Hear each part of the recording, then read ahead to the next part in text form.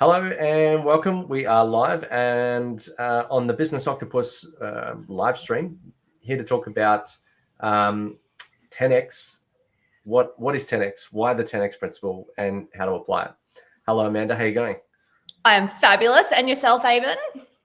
Satisfactory. I'll take it. I'll take a satisfactory. Well, there's always room for improvement, right? And if you're going to do big, crazy things, then you need to have some room to be more interesting. I was sort of thinking, like, every time I have a conversation with people and they're like, how have you been since last time? It's not an easy answer. Like when you're doing a lot of businessy stuff where you're running your own business, so much can happen in a week, more than what most people do in a lifetime. So I actually find the question at a barbecue, how are you, quite strange and hard to answer. Is that your normal response? No, this is my response to other entrepreneurs. Like, there is a lot going on and probably the other person won't understand it, or it's like over their head or something like that. And so, yeah, just lately I've just found there's just so much going on that it feels a weird question to answer. So right. And is it some stuff's going super well and some stuff not going as fast as you want it to be, and it's just like all these moving parts? Oh yeah. Because like the default answer is you go to whatever's like most salient for you right at that moment. So whatever's top of mind. Like if you just fired someone, you might go, oh, it's really bad, I'm distressed or whatever. If you just landed some massive deal, you might go, yeah, it's awesome, I'm landed this massive deal. But the thing is, like, at scale, there's just 100 of these things going on, or 200 or 500, and some are good, some are bad, some are indifferent, some things are like potentially but not dropped yet. And so it's just a really complex answer. It's not straightforward. Exactly. So we'll take satisfactory in that case. It's also good, yeah, just a conversation starter. So love it. Love it. Yeah. All right. So what is 10x? Well, I was introduced to it as a book, as I think a lot of us have been. So tell us a little bit about your experience with it, Aben. Well, I guess as a concept, the book by Dan Sullivan, 10x is easier than 2x. Kind of goes into it's a bit of a framing of the way you approach business. And, arguably a lot of times people are trying to do the safe thing. They are trying to do that, like, little change here, little change there, tiny bit of a tweak here, which is good and all. And that's how you go from a big business to a bigger business, because now things just run smoother. But to get to that big business part, it doesn't always work. And you can streamline things, but if you streamline something that's now outdated, like just making the steam train a little bit cooler looking or a little bit lighter, meanwhile someone else has built a rocket ship, maybe the incremental improvement to the steam train wasn't that great, or lighter horseshoes, meanwhile the car's been invented, that sort of thing. And we're in the precipice of that at the moment with the shift towards AI. And at the moment, it's not like those who get real benefit from AI are not necessarily the ones that are just using AI. Well, they are, but if you're using AI versus someone not using AI, you have a benefit. But if everybody can use it, everybody should. And so then there's no competitive advantage because everybody's matched. That's the next level is to go and do something a little bit more unique, build a data structure so the AI is actually more intelligent and then can do something of value. So AI aside, it's the buzzword. Don't want to talk about it right now. 10x cool. Nonetheless is just doing something a little bit scary that is actually going to grow your business and move the needle. Too many people are trying to play the safe game. So, all right, well, let's talk about what is some 10x ideas.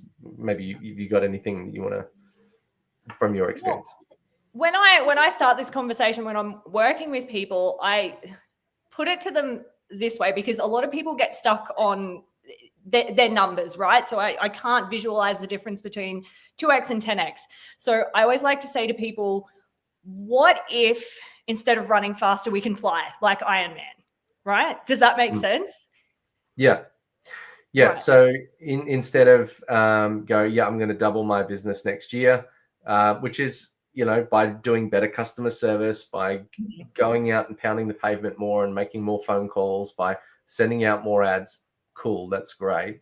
But the 10x thing is actually, you know, go and do some other major strategic move that puts you in front of a whole other audience, roll out a new product, do some different way of providing the service. It's changed the game. And that then is the 10x activity that is going to put you streets ahead of your competition, or even if you don't really, competition is not a thing for everybody because there's a lot in the market.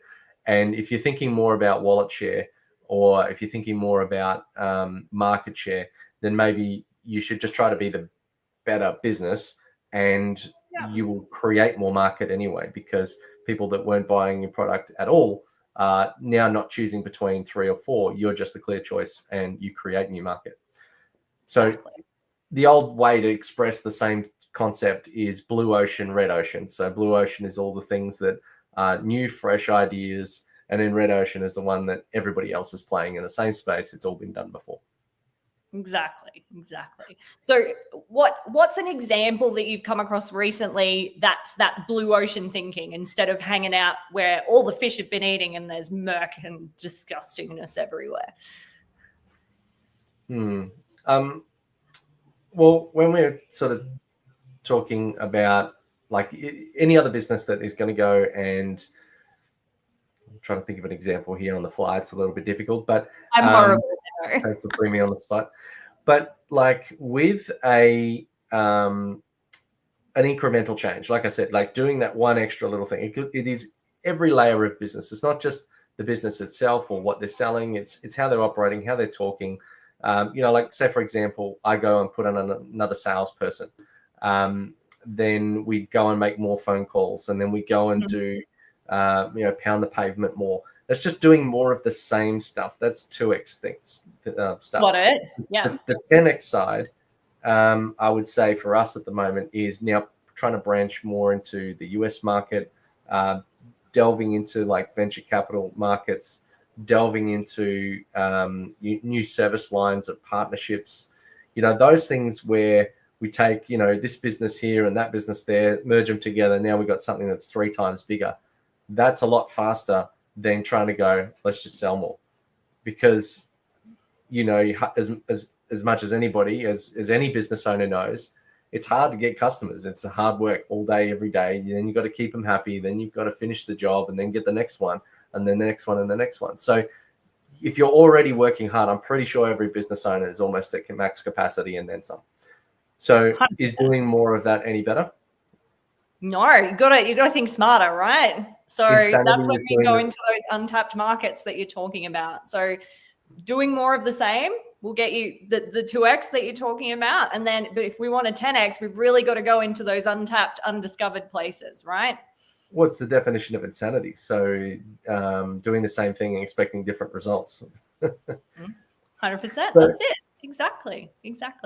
More of the same will not get us to that 10x position. Definitely not. So, all right. So what's not a 10x behavior? So we sort of said, maybe it's taking a bit more risk, doing something that's a little bit different. So a 10x behavior might be trying to release a brand new product. Not a 10x behavior is going down to the casino and putting all your money on black. Don't take the takings from the till, which has been done before on numerous occasions. My friends, hope is not a strategy. Hope is not a strategy. So all of this sort of ideal come about from the conversation that we had in our community where, someone came in, one of our members gave a presentation on 2x being better than 2x, 10x being better than 2x. Mm-hmm. And then a few of our members took that to heart and like went and implemented it. And now, all we've heard is like massive return on, I'm doing this exciting thing because, you're taking enough of risk in business anyway. So you go, oh, this is working. I'm just going to do more of it. And I think people just stop experimenting after a while. They're like, I'm just going to keep doing what I know works, which is fine for a little while. If you want a job, it is. Exactly. Yeah. If you want a job, that's it. That's boring. I'm far more interested in experimenting and trying new things and checking out the new way of doing this and that to a point. there is a hyper experimentation, in which case that's just distraction. And once you're like trialing everything, like this application or that, like AI now, everybody's so invested in AI. But then like if you go, these three people had a bit of early success with that, those guys didn't because they stuffed it up. I'm going to learn from somebody else's mistakes, and then I'm going to try this and that. So you don't always have to be, you know, absolute bleeding edge of everything, but you should still be taking on new feedback, new information, etc. And So how do you know? Sorry, Evan. How do you know? What's the line that we're treading between shiny object syndrome and actually giving things a red hot crack that could be a massive opportunity? I think it's more like just moving strategically. Like people go away and do a weekend or a whole week strategy week with their team. Like it's a protracted effort to go and do something that's going to have profound value. So it's thinking in a new area, it's behaving in a different way, it's changing something in your business. But if you go, you know what, I'm just going to jump on YouTube for half an hour and, you know, like 3 times a day or something like that, and just look at the latest shiny object or get in and play with it for 16 hours straight, that's not driving you forward. That's a distraction. Got it. Whereas if I took that time and dedicated it to a single thing over time, is that where my opportunity is? I think maybe you're picking up on a trend. You're looking at what's happening around you, and then you go, you know what, I'm going to evaluate that, and then you spend time. So let's just say you're going to pick the latest AI chat tool or something, and you go, I'm going to spend time. I feel like that might be worth my while. One, we need to understand it. So you might go and look, you know, maybe you block out a day and you say, I'm going to spend 2 hours understanding it. I'm going to spend another 2 hours testing a little bit of stuff. Then I'm going to implement something small on a micro level. Yep. Stuff it up, then try it with a customer or two. And then if I haven't figured anything out after that, I'm going to abandon it. So I still think you should give things enough time. It's difficult line to sort of, you know, just say. There's a little bit of tacit learning in this. For sure. I love that you've given a beautiful framework that we can work with, though. So it's like, okay, we're going to do this, and this. Did it work? No. Okay, we take this action. Did it not work? Okay, we take this action. There's a framework we can use so that we're moving through the process instead of just mindlessly doing the thing, right? Well, I like to think of like business like a software product or a software company, right? Whenever you go on a software product, there's always a feature voting thing. You got all these people screaming out, I want this feature, I want to add that field, I'd love this thing to happen. And all of these are noise. And the dev team can't deliver on all of them because some of them conflict with each other.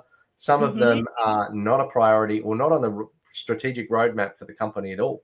And so they decide they've only got finite resources. You know, to pay a developer is quite a lot of money. And you might only be paying like $2 for the software. And so they have to prioritize these resources. And so they operate on volume of requests. So then you take all those ideas, you distill them down into a few things that you can practically deliver and get value from. And then you put that into the development backlog or pipeline to go, right, we're going to do this one this week and that one that week and that one a week after that. And so you're distilling all this noise down into a defined set of information that you're actually going to act on. So you kind of need to take the same approach to, you know, what could be a 10x behavior. And in order to make that happen, you need to sort of have your finger on the pulse and be looking for new ideas. So I think you need to weigh your time up, that it doesn't become your sole job. It is a portion of your day, your week, or your month, but it's just a standard mode of operation. You go, I dedicate 2 days a month to researching new ways of doing things. I like it. That's a great strategy. Now, off the back of that, because someone actually asked me this the other day, Avon.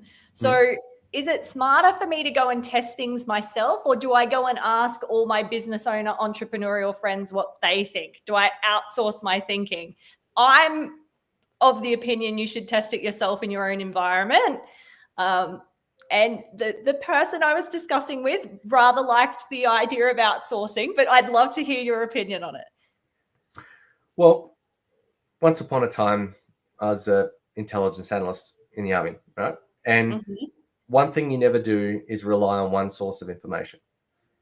So you give information sources a weighting, and you say, I value this at a level 1 or a level 2 or a level 3. So there's the value or the credibility of the source and the credibility of the information. And so testing it yourself has a level of, or a higher level of credibility. But in order to shortcut your learning, you should understand or at least listen to what other people say. So I would do both.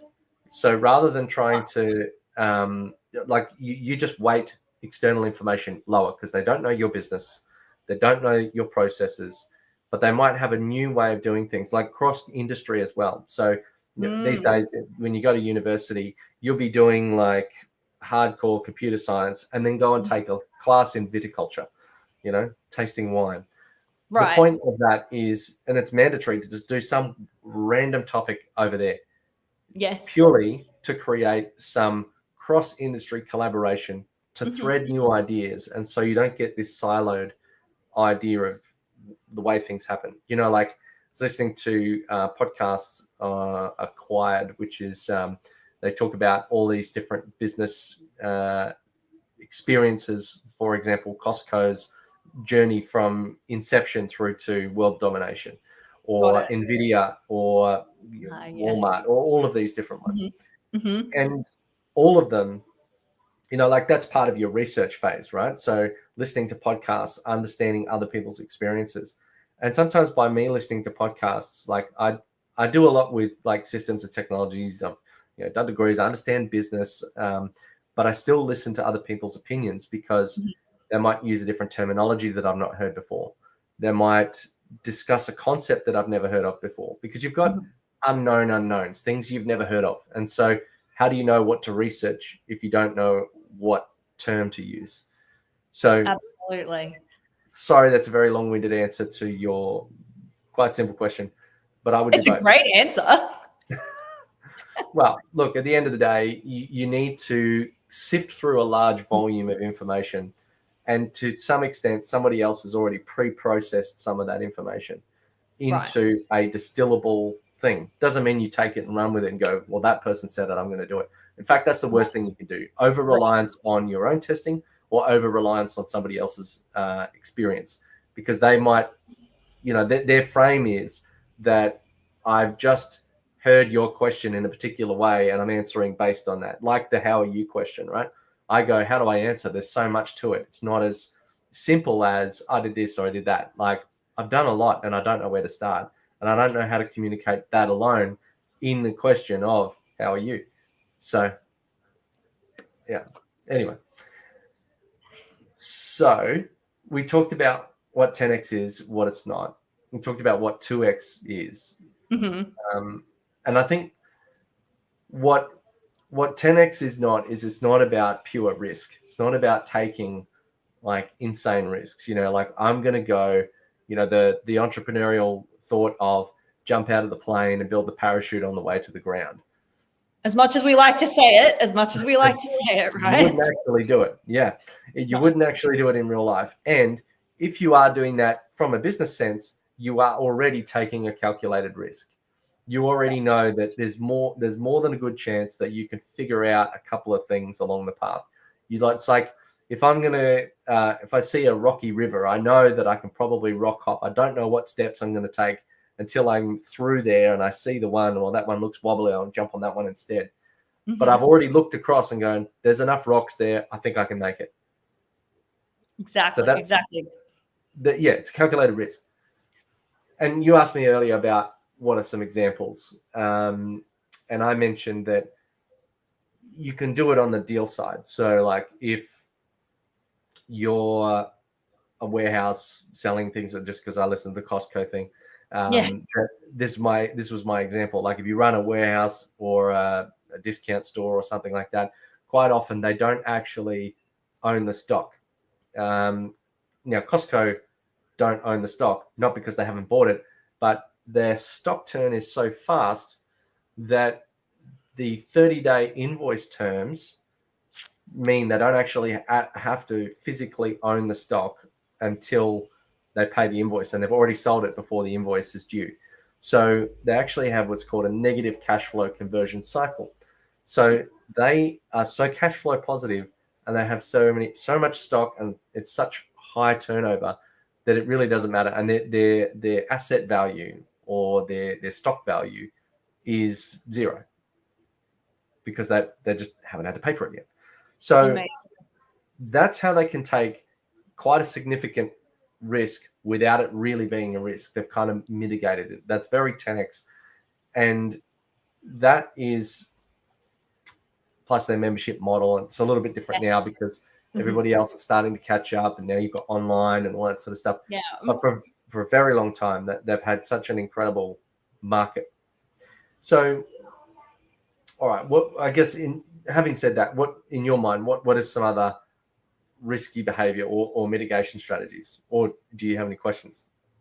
Look, I'd like to throw something into the mix. So as someone who traditionally is extremely risk averse, it has taken me a long time to feel comfortable taking risk. Now, I know you're different in that you're more comfortable with risk. Do you think that's fair to say?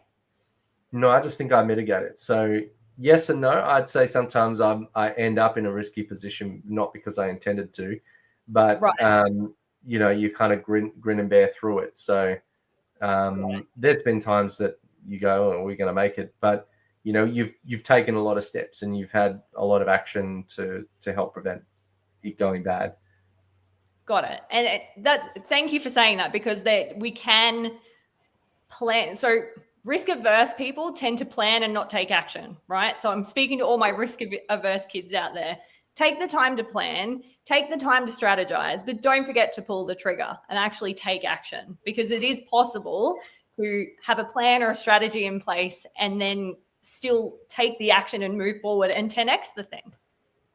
Well, one mitigation strategy is pare it back to the most basic elements. So if you're going to do a project or something, or you're going to do a thing, test with the smallest thing possible, and you can develop it out from there. So you're still taking a risk. It's just a smaller risk.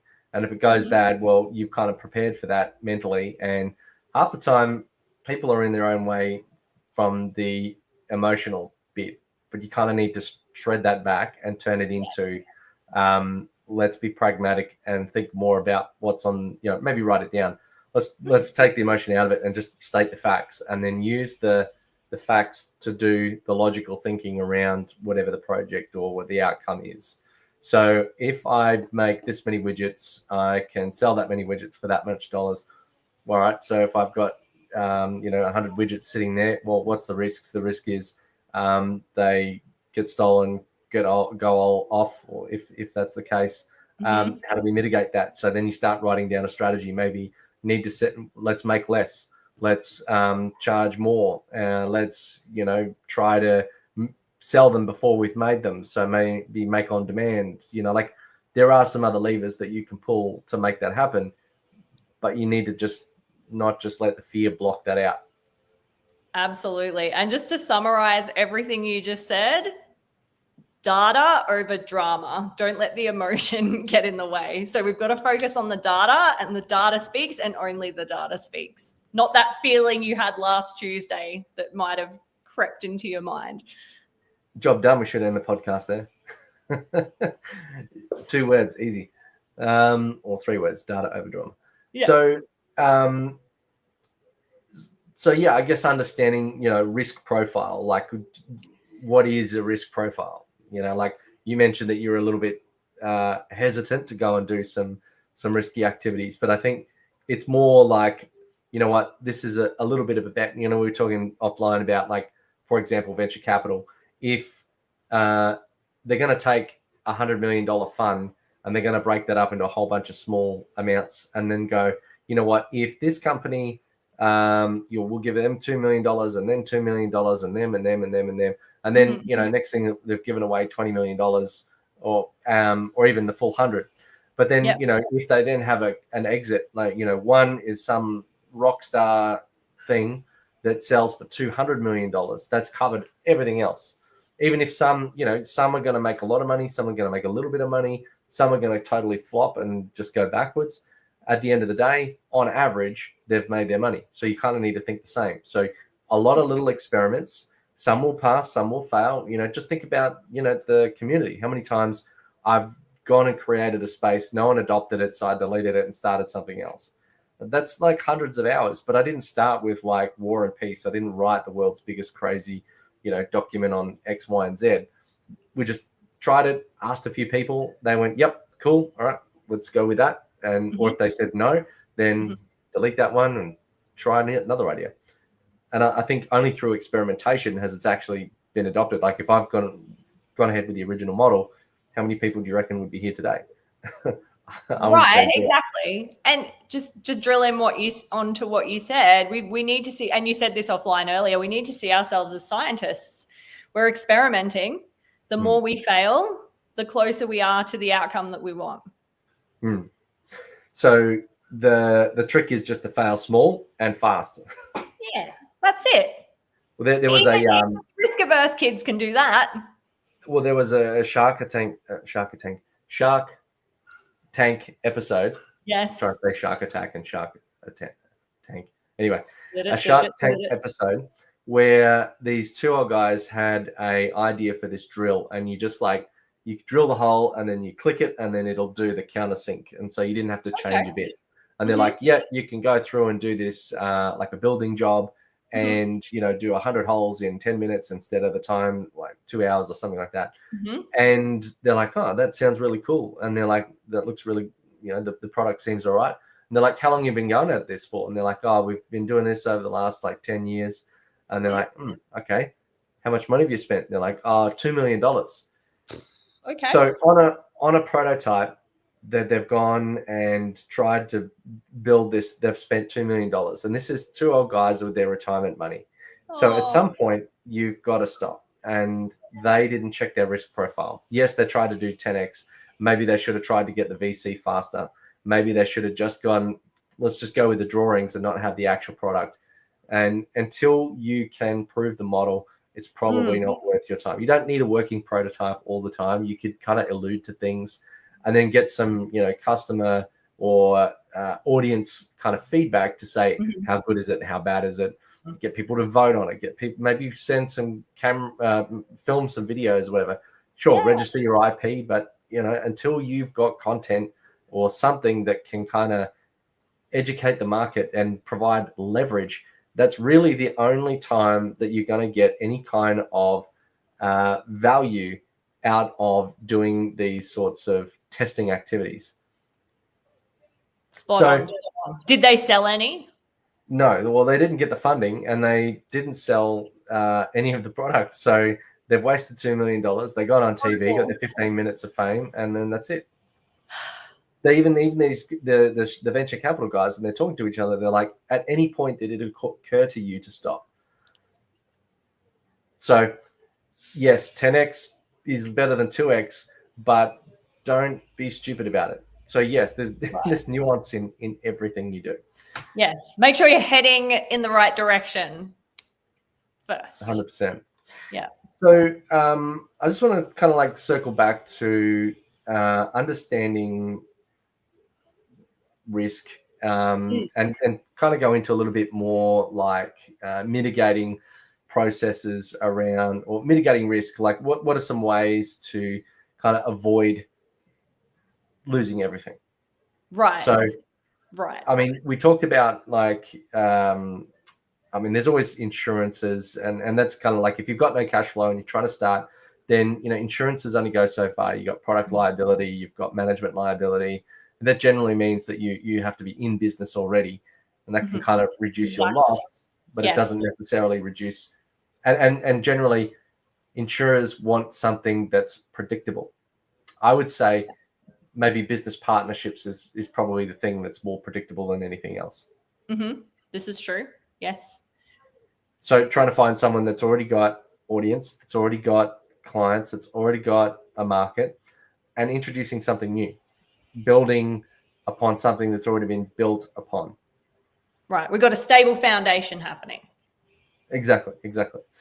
So I guess, is there any ways that you can think of that would be some risk mitigation?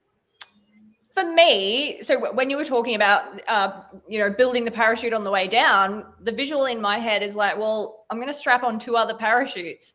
So in your business, if you've got maybe 2 other income streams that are, maybe you've got monthly recurring revenue, or maybe you've got a reliable set of clients that are consistent, that you've got on your books, then you can go and experiment with this other thing that's outside of your current zone of genius. So you've got those 2 other parachutes. That's what's coming to my mind. Well, I think there's some nuance to don't be, well, yeah, you can be risk averse and have a backup plan, but then, to your point, have no plan B. So I would suggest that maybe you kind of need to have an element of risk. Like I said, you have to take risks, but you can reduce them. So you shouldn't really be, I think like the 10x side, you could do better rather than having it where you are doing like a risky move. You can identify a new market to move into, but the way to access that new market, and maybe the risk that you take, is that you put someone in your place to run your job. So that the risk could be hiring a person to do your job while you go and investigate a new market. Yes, that's a great strategy. So that's not putting like $20 million on a bet. It's not like putting 100 hours on something that's going to go nowhere. And to be honest, 100 hours is probably quite small. But it's more about creating an element of space for you as a business owner to go and investigate new things, because this really has to happen at the top level. It can't happen anywhere else, other than to say, hey, staff, go and develop this brand new product. So that brand new product might take 3, 4, 5 people, a product team, a development team, an individual, a combination of contractors, etc. And that space that you are creating in yourself to go and do that, that's the risk. The risk is they're not fee earning, they're not earning client facing money, they're not spending time doing better things with your customers.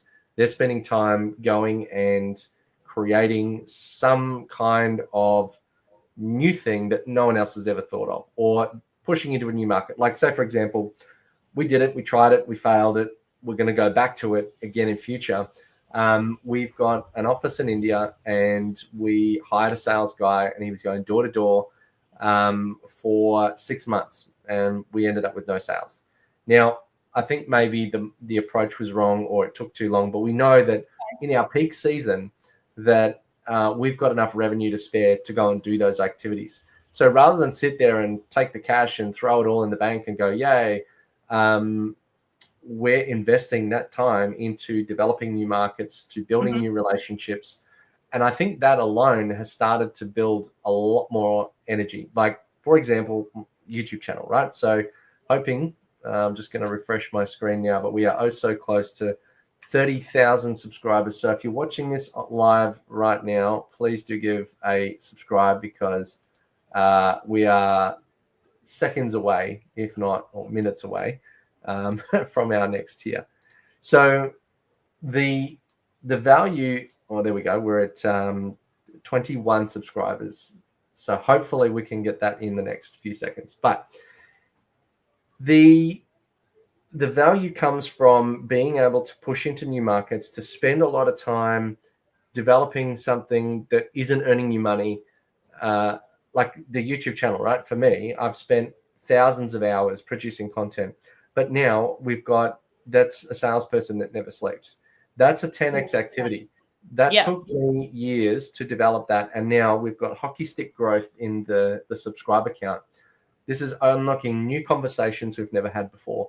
This is unlocking new introductions, people coming, directly to download the lead magnets. It is hard to drive traffic to a website unless you go and pay Mark Zuck or Google or something like that.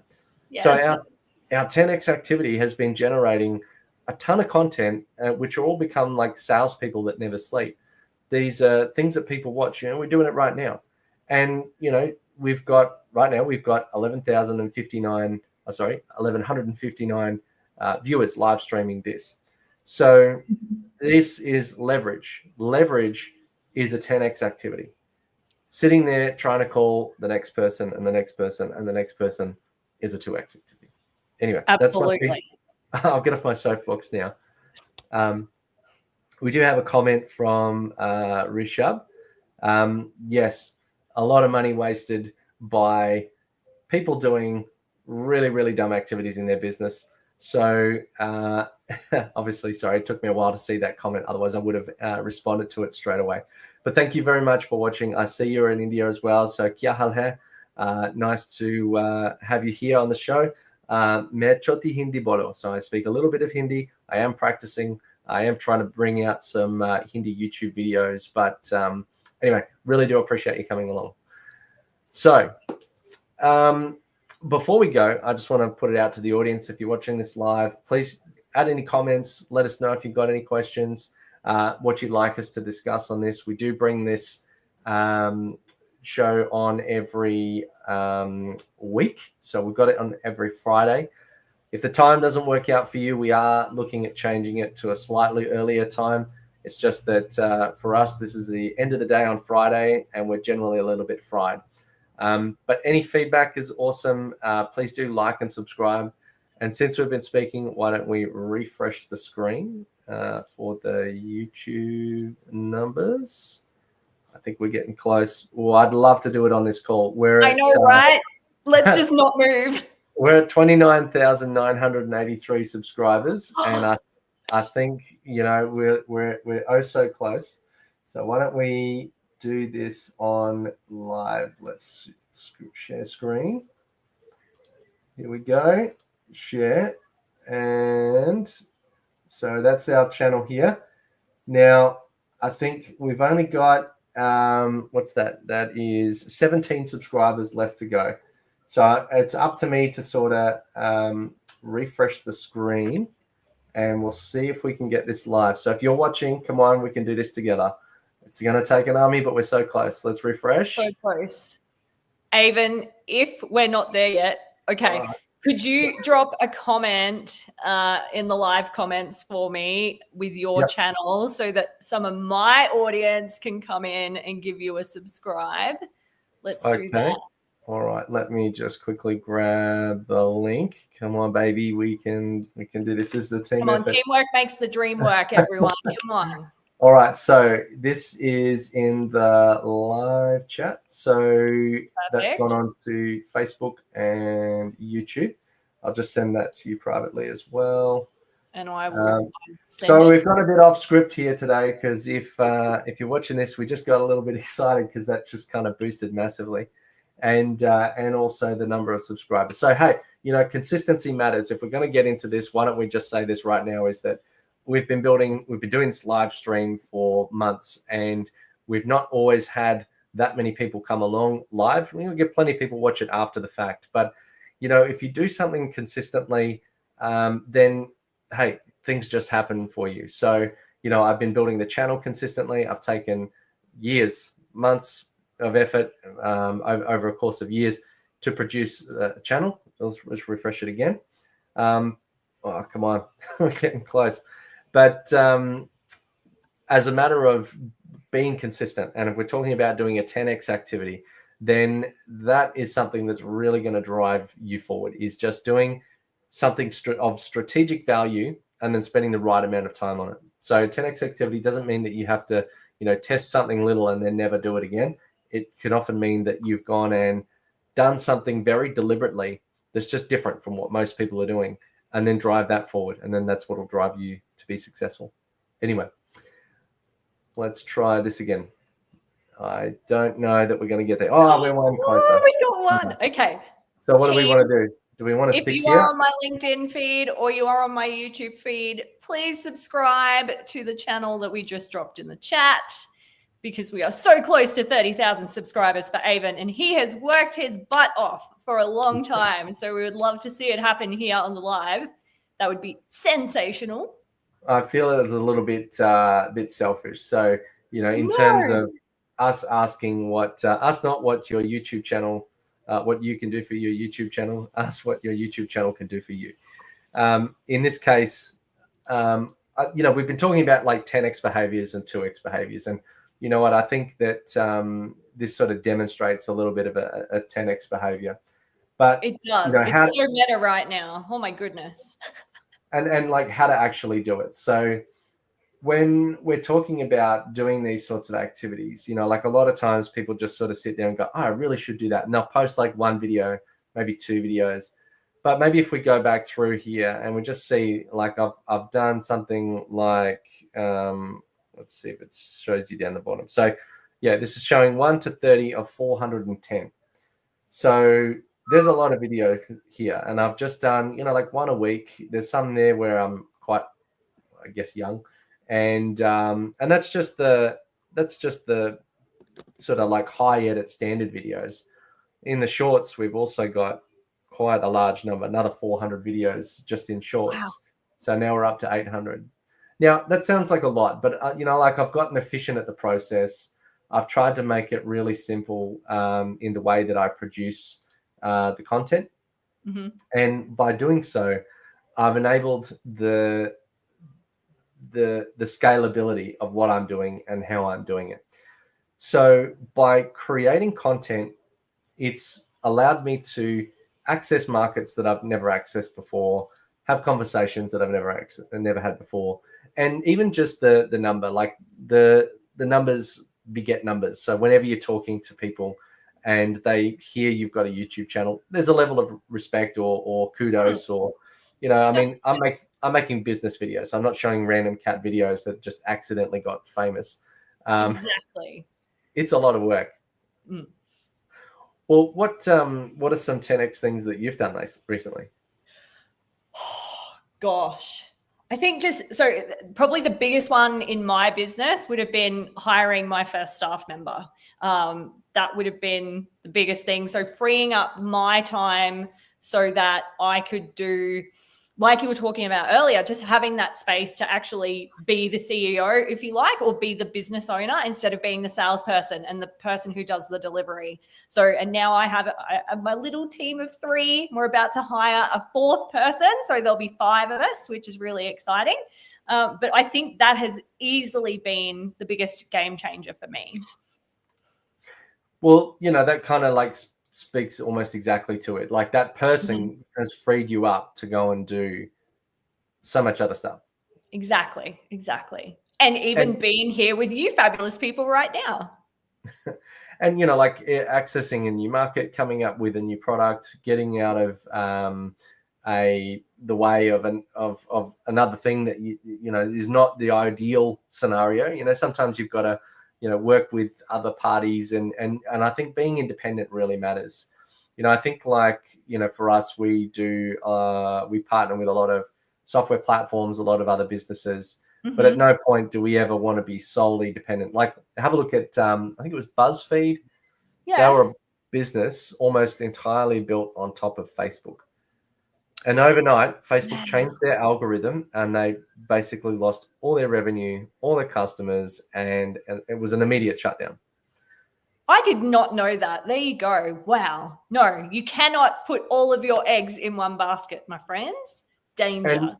And you know, you kind of want to be the master of your own destiny. So if you're building a business, then if everything goes south, you know, it's kind of like, I need you to help me do this thing. That's not always the best way to go. It's like, I'm doing this with or without you. So if you want to be along for the journey, come along. Otherwise, get out of my way. Was it lead me, follow me, or get out of my way? Yes, exactly. And you just got kind of move with more force in business. So you have the ability to, 987. Okay, we've got 13 left to go. So we've jumped a few just in that little bit. So normally, on our normal trajectory, I would say that getting this amount of subscribers would take me about 20 minutes to half an hour. So and I guess, you know, subscribers is a vanity metric, but, you know, like there's a bit of a flex in having like the silver play button. You know, I'm pretty sure I'll mount that up somewhere here. I'll like stick it to just in there.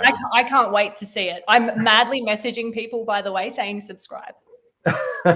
Well, we've kind of changed tack on this. We started with like the 10x and 2x, and then I just sort of noticed out the corner of my eye, I was like, I wonder what that number's doing. And so apologies if you come to this live stream for a particular outcome and you happen to end up with another one. But we're at 1,161 live stream viewers now. And hey, we're out of our script and we're into the fun, wild, crazy unknown. So you just get to enjoy that. All right. So what else is coming up on the horizon in your business? So I'm going through the process of a rebrand. So something we'd spoken about, and I think this will be a 10x move for me. So I'm very much a 10 to go team, 10 to go. I'm very much a personal brand. So Amanda Rosazza is the brand, and I've sort of had products that I've branded before, but never really had an umbrella branding for my consultancy. So that's happening in the back end. My team are working on that at the moment, so that'll be launching very soon. So that's really, really exciting, and I've had some really exciting conversations around how I can leverage that. So watch this space. 2025 is going to go off like frog in a sock. Well, I mean, it's kind of really real and raw and very public right now, so feel free to not to answer or direct me elsewhere. But in your business, like, and this is where you create scalability, or 10xable is by creating that separate brand. Absolutely have your personal brand, but it should be side by side with your business brand, because yes. Do you want to sell it one day? Do you want to create a meaningful exit? Do you want to make it something that is able to be sold off on to give you a retirement income where you can go? So all right, well, let's do a sorry, I'm doing my refresh. No, you got to do it, my friend. You got to do it. It's got to happen. Okay.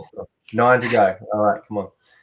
So I think we might slow down, but nonetheless, we'll pursue. So if you've got any, if you've watched the channel and you happen to like it, we're really so close to a subscriber count of 30,000. So please do just hit that subscribe button and give us a like. Maybe tell your friends. Come on, we can do this. 9 to go. Hold on, refresh. No, still 9. Okay. Otherwise, you just get stuck with us for however long it takes to get us there. We've grown 10 subscribers in the last, what are we at now? Probably about 4 minutes. So I reckon we'll get there in probably the next 5 to 10. So you're not going to be stuck with us for too much longer. But no. Hey, we're a bit over our time for our standard plan on this. So and I do have an event or somewhere to go after this. So do I. Catch up with a friend. So that's all right. Look, if we get so close, I can always screenshot it and send everyone a photo later. But This is true. I'm madly working my network in the background for you, Avon. Well, is there any kind of I guess, well, here we go. 8 to go. All right. So while we're waiting on that, is there any kind of like, do you want to do like a little bit of business breakthrough or any like roadblocky things that we can get out of the way? So in terms of, you created your separate brand. Now we can create scalability. Now we can create you've got your strong personal brand, but your personal brand gets to do something different. You can take that and you can do a speaking gig. You can do random stuff. And your core brand can be something that is delegatable, and potentially your business brand you can step away from or hand over or sell, or even just, some people want to see that it's more than just one person. Exactly. And it gives a level of authority and credibility, I think, as well. Would you think that's safe to say, Avon, when you've got this umbrella and this team of humans instead of just this team of humans standing behind Amanda, and that's really exciting. in the early days, you know, like I used to just give random people email addresses and then CC them into early communications with clients to make us look just a little bit bigger. Oh, I love that. But, you know, you got to do what you got to do. So we're down to 7 now. Let's give it another refresh. All right. Oh, hey, 5. Oh, getting close. Getting okay, close. hang on. I'm going to my team. These people are all going to get frustrated and then unsubscribe afterwards. They're like, who's this guy who keeps sending shorts on business stuff? No, they love you, Avon. My team love you. Well, I have to say, since getting up to even just where we're at now in subscribers, it's unlocked a massive amounts of high value conversations. So this is probably going to be our most exciting live stream yet. I know. So let me hit refresh and one to go. Kidding. Oh my God. Well, this definitely makes for entertaining television. It does. I just wish I had more of a script prepared. Yeah, speech, Avon. We're going to need a speech. All right. Well, come on, team. Come on. This is almost like the what's his name, the Snoop Dogg, and he's like, for always turning up, I want to thank me. For always being there early in the morning, I want to thank me. Oh yeah. But you know what? It hasn't all been me. It has been a lot of encouragement. It has been, you know, you're here on this podcast live stream, so it definitely makes a lot of impact to have some other people that are a little bit more fun and interesting than me, and you know, have someone to bounce off helps make the content more engaging. Because otherwise, it's really hard to come up with stuff on your own. So yes, I am refreshing every 30 seconds. Please do. Please do. It's very refreshing. So that's my dad joke for the episode. Although we do like to use refresh now. Pop culture references. So I like to inject song lyrics into conversations to really get people to you know, just think twice or look twice at things, you know. Yeah, make sure they're paying attention. Hit refresh. I am. All right. Hey! Yeah. 30,000 subscribers. All right, I'm screenshotting that, baby. Yeah, you are. Yes. All right. So that one's going straight to the pool room, that's for sure. Oh, yes. We did it. And do you know what? Now, these days, it's harder to catch it on a whole number. So every time I go in there, it's now like, yes, you made it over that milestone, like the so-and-so 1008 or 24 or something like that. So to get the whole numbers like that is pretty good. So what if we refresh again and it's gone backwards? No. Do you want to see it? If you subscribed, thank you for your support. Okay. We're still heading in the right direction. Okay. Thank you for your support, everyone out there who subscribed. That's amazing. Thank you for being here for this momentous occasion on the Thank business. You for being a friend. Well, there we go. That took a very unexpected turn. We've more than covered our topic. We really appreciate having you along. Thank you so much. Before you do go, though, we do have our online community where you can come out and check out all of our chats around 10x thinking, our great community of other people in there, talk more about how to build valuation for your company, how to build your team, build your systems, and maybe even build your YouTube channel or something like that as well. But in any case, look, thank you so much for being along for the ride for us. That was so unplanned and very exciting. Really appreciate everybody who subscribed. I want to thank those that support me, blah, blah, blah, blah, blah. Now, no, I don't have a napkin with a script on it. So all good. Well, like I said, that was unexpected. I didn't think we'd get there right here and right now. Thank you so much for watching. You've already subscribed, so I don't need to ask you to do that. Thanks, We'll see you next week, probably about an hour earlier. We will try and post a little bit more in advance, but thank you. I'm going to stop the live stream now, so you get to look at our awkward faces while the live stream stops, because it takes